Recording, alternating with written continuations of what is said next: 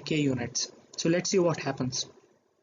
So first of all, we are going to fold the signal xn.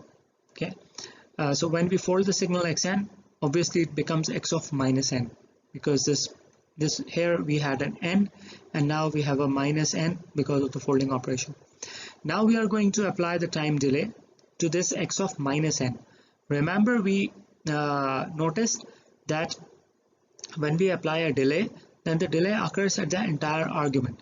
So this minus n will be changed to minus of n minus k. So n is changed to n minus k. So when we replace n by n minus k, then the signal becomes x of minus n minus k, becoming x of minus n plus k.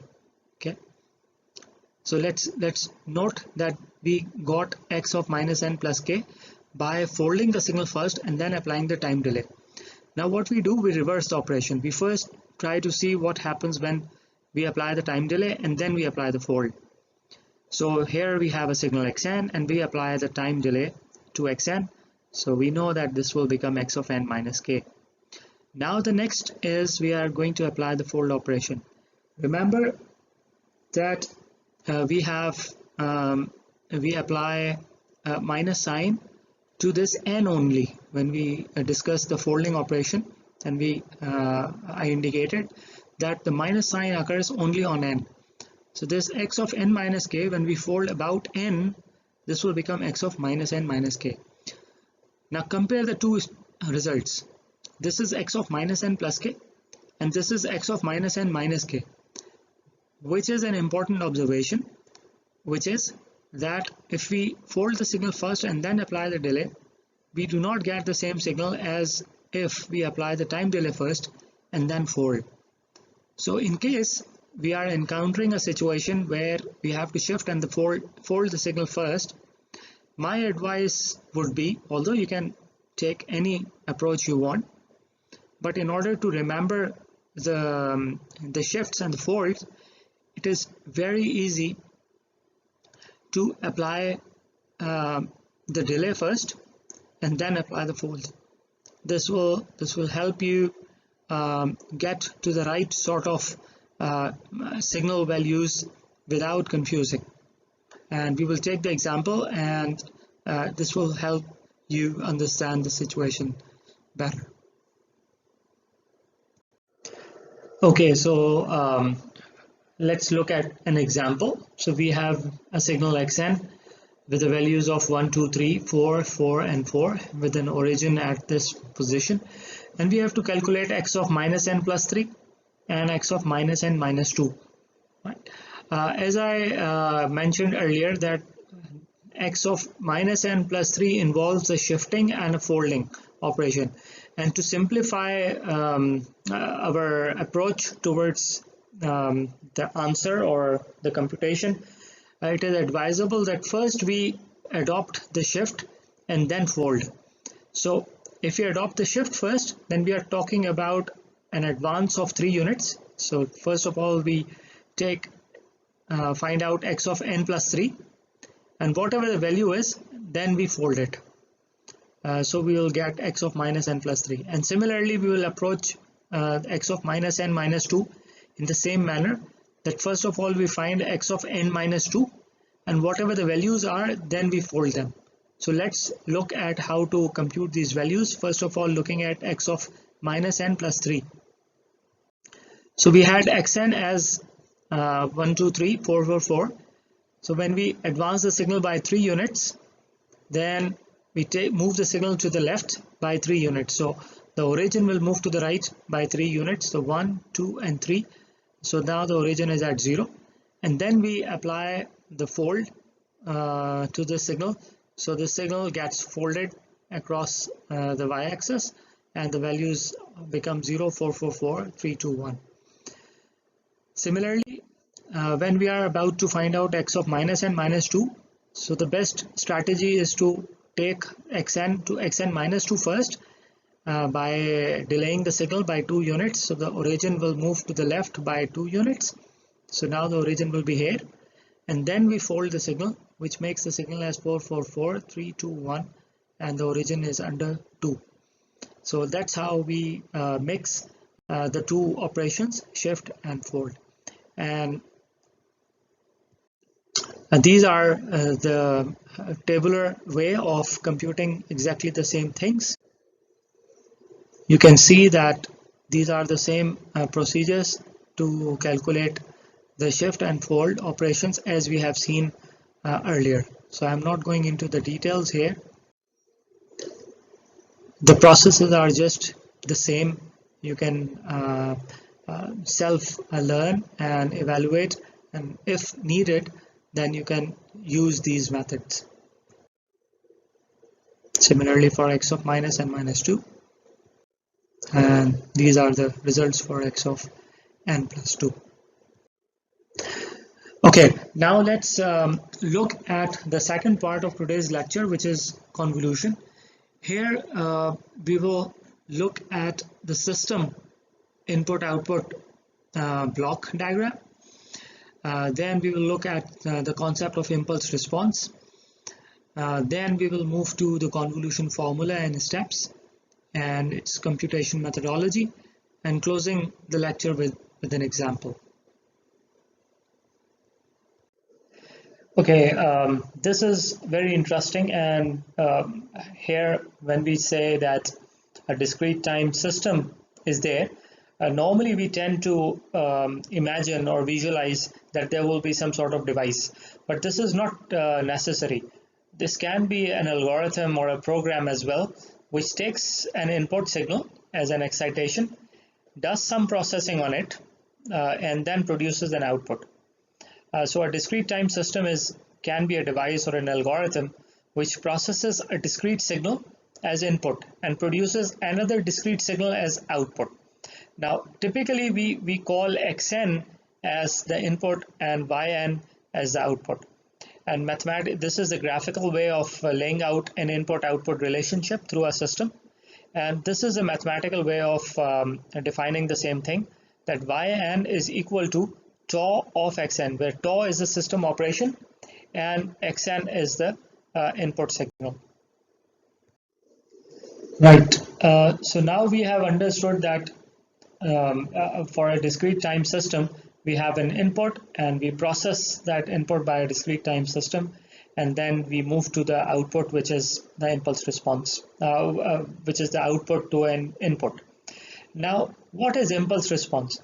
Impulse response is a specific scenario of this input-output relationship.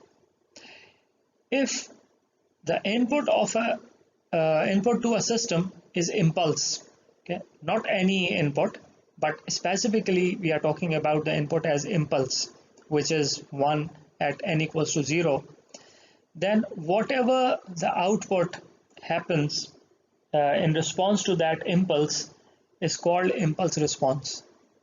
So generally speaking, when you provide an input to a discrete time system, you get an output. But when that input is a unit impulse signal, then whatever the output is, it is called impulse response. Okay. So just like we represent impulse as delta n, similarly the impulse response is typically represented by hn, small hn. Okay?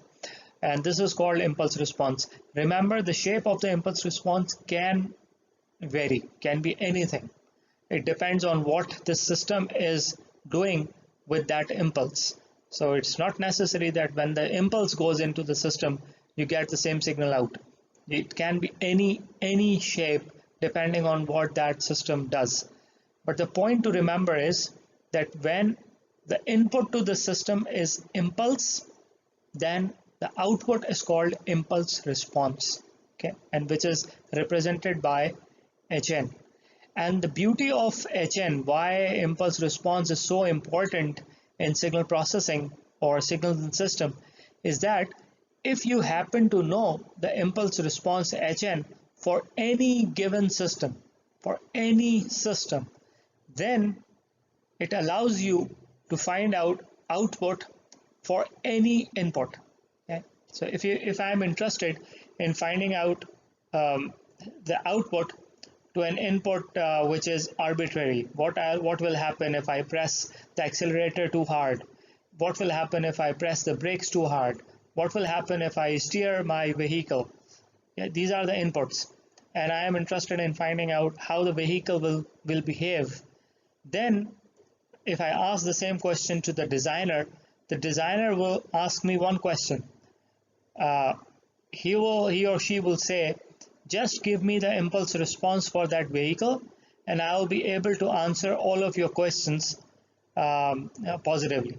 So this is the beauty of knowing impulse response. So if you know the impulse response, then you can find out output of any output to a system for any particular input. Okay, so now let's look at some of the examples that how the impulse and the impulse response behavior happen. Right. So let's take an example where the input is an impulse and the system, as written in the red, system is designed in such a way that it delays whatever input it gets by one sample. Okay, so the system is designed to delay the input by one sample. So you can imagine that if we provide an impulse to a signal, then the output will be the impulse but delayed by 1 unit. So instead of this 1 appearing at n equals to 0, now this 1 is appearing at n equals to 1. So for this particular system, the impulse response is this 0 1. Okay, and this defines that okay, this system is doing nothing but delaying the input by one sample unit. Okay, so this impulse response defines what this system is doing with the input. Let's take another example. Now this is a system where the system advances an input by one sample. So if we provide an impulse to this system, then the output will be 1 0. So this is advancing input by 1 unit. So for this particular system, this is the impulse response. This will be the impulse response. So looking at the impulse response, we can figure out that okay, this is the signal which advances an input by one sample. Now let's take another example. Now this is a system which doubles the input sample. It doesn't delay it or advance it, but what it does is that whatever the input it receives, it simply doubles the input value. So when we provide the impulse as the input, you can see the impulse response is exactly the impulse, but the magnitude multiplied by 2. So this is the impulse response for a system where the input gets doubled. And just as another example, slightly complicated, this is a system which does two things. It delays the input sample by 1 unit and also reduces the input value by half. So you can see that when we apply the impulse, unit impulse to the system, then the output, which is the impulse response, is not only delaying the input by 1 unit, but also dividing the value by 2, that is half, that is multiplying the value by 0.5. So in this case, the impulse response is 0, 0.5, and the origin is at 0. So I hope you are getting a feeling of how the impulse and the impulse response are related and how the impulse response defines the behavior of the discrete time system. Okay, moving on to convolution. As I mentioned earlier,